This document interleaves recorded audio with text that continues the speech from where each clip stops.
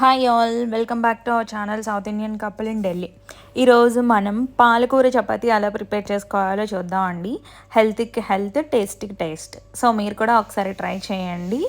So ప్రిపరేషన్లోకి వెళ్ళే ముందు మీరు మా ఛానల్ని ఫస్ట్ టైం చూస్తున్నట్లయితే సబ్స్క్రైబ్ చేసుకోండి, లైక్ చేయండి, షేర్ చేయండి. ఫస్ట్ స్టవ్ ఆన్ చేసి ప్యాన్ పెట్టుకొని ఇలా బాగా వాష్ చేసి పెట్టుకున్న పాలకూరని యాడ్ చేసుకోవాలండి. అలాగే కొంచెం అల్లం వెల్లుల్లి పేస్ట్, సాల్ట్ కూడా యాడ్ చేసుకోవాలి. అలాగే కారంకి పచ్చిమిర్చి కూడా యాడ్ చేసుకోవాలండి. యాడ్ చేసుకొని ఒక 5 to 10 minutes వేగాక అప్పుడు అది చల్లారిన తర్వాత మిక్సీ పట్టేసుకోవాలండి. మిక్సీ పట్టేసుకున్న తర్వాత ఇప్పుడు చపాతీకి మనం గోధుమ పిండి తీసుకుంటాం కదా, అదే పిండిలో ఈ మిక్స్ని యాడ్ చేసేసుకోవడమేనండి.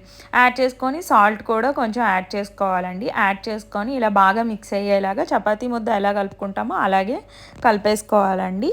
కలిపేసుకొని లాస్ట్లో కొంచెం ఆయిల్ కూడా యాడ్ చేసుకోవాలి. ఆయిల్ యాడ్ చేసుకొని మూత పెట్టేసి పక్కన పెట్టేసేయండి.